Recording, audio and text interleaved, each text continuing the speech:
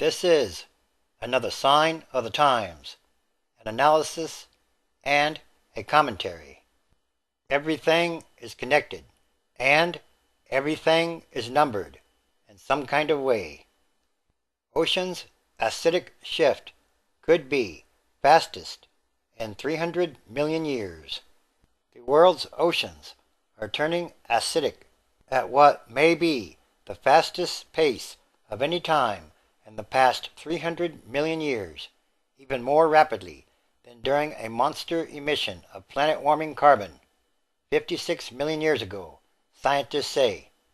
Looking back at that bygone warm period in Earth's history could offer help in forecasting the impact of human-spurred climate change. Researchers said of a review of hundreds of studies of ancient climate records published in the journal Science. Quickly acidifying seawater eats away at coral reefs, which provide habitat for other animals and plants, and makes it harder for mussels and oysters to form protective shells. It can also interfere with small organisms that feed commercial fish like salmon. This situation has been a top concern of the head of the U.S. National Oceanic and Atmospheric Administration, who has conducted demonstrations about acidification during hearings in the U.S. Congress. Oceans get more acidic when more carbon gets into the atmosphere. In pre-industrial times, that has occurred periodically in natural pulses of carbon that also pushed up global temperatures, the scientists wrote. Human activities, including the burning of fossil fuels, have increased the level of atmospheric carbon to 392 parts per million, from about 280 parts per million at the start of the Industrial Revolution. Carbon dioxide is one of several heat-trapping gases that contribute to global warming, so they say. To figure out what ocean acidification might have done in the prehistoric past, 21 researchers from the United States, the United Kingdom, the Netherlands, Germany, and Spain reviewed studies of the geological record going back 300 million years, looking for signs of climate disruption. Those indications of climate change included mass extinction events, where substantial percentages of living things on Earth died off, such as the giant asteroid strike thought to have killed the dinosaurs some 65 million years ago. The events that seem similar to what is happening now included mass extinctions about 252 million and 201 million years ago, as well as the warming period 56 million years in the past. The researchers reckoned the 5,000-year hot spell 56 million years ago, likely due to factors like massive volcanism, was the closest parallel to current conditions at any time in the 300 million years. To detect that, they looked at a layer of brown mud buried under the Southern Ocean off Antarctica, sandwiched between layers of white plankton fossils. The brown mud indicated an ocean so acidic that the plankton fossils from that particular 5,000-year period dissolved into muck. During that span, the amount of carbon in the atmosphere doubled, and average temperatures rose by 10.8 degrees Fahrenheit, the researchers said. The oceans became more acidic by about 0.4 unit on the 14-point pH scale over that 5,000-year period, the researchers said. That is a fast warm-up and a quick acidification, but it is small compared with what has happened on Earth since the start of the Industrial Revolution, some 150 years ago.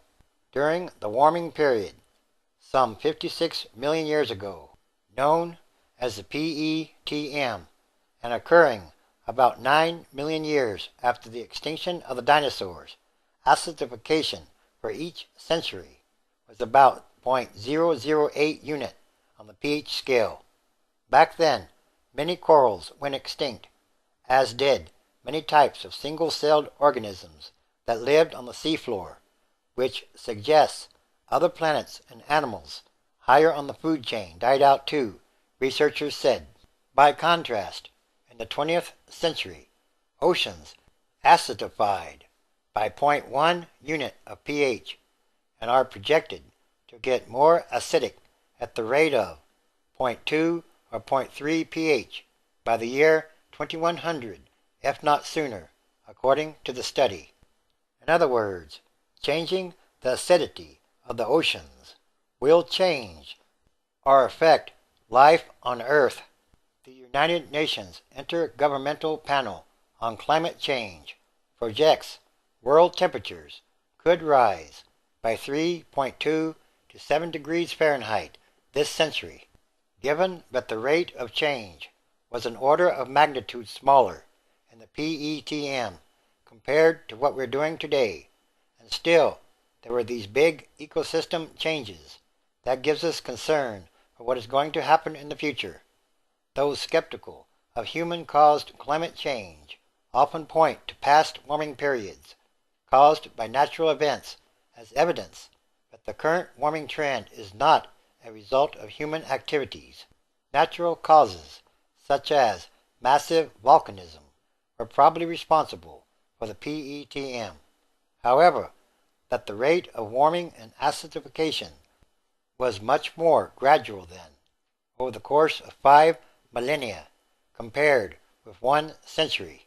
Richard Feely, an oceanographer at the U.S. National Oceanic and Atmospheric Administration, who was not involved in the study, said looking at that distant past was a good way to foresee the future. These studies give you a sense of the timing involved in past ocean acidification events. They did not happen quickly, Feely said in a statement. The decisions we make over the next few decades could have significant implications on a geological timescale. In other words, the decisions we make now will affect the Earth for a long time to come.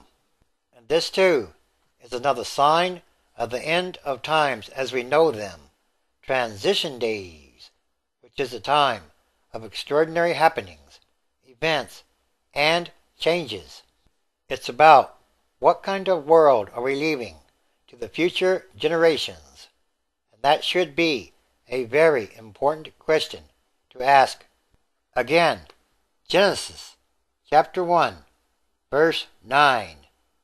And God said, let the waters under the heaven be gathered together unto one place, and let the dry land appear. And it was so. 10. And God called the dry land earth, and the gathering together of the waters called he seas. And God saw that it was good. 11. And God said, let the earth bring forth grass, the herb yielding seed, and the fruit tree yielding fruit after his kind, whose seed is in itself upon the earth. And it was so. 12. And the earth brought forth grass, and herb yielding seed after his kind, and the tree yielding fruit, whose seed was in itself after his kind. And God saw that it was good. 13. And the evening and the morning were the third day. Yes, it's time for the manifestation of prophecy. And all these are more signs. These are the times when the past, present, and future come together or collide into each other in some kind of way. Revelation chapter 16, verse 3. And the second angel poured out his vial upon the sea, and it became as the blood of a dead man, and every living soul died in the sea. And these are more signs.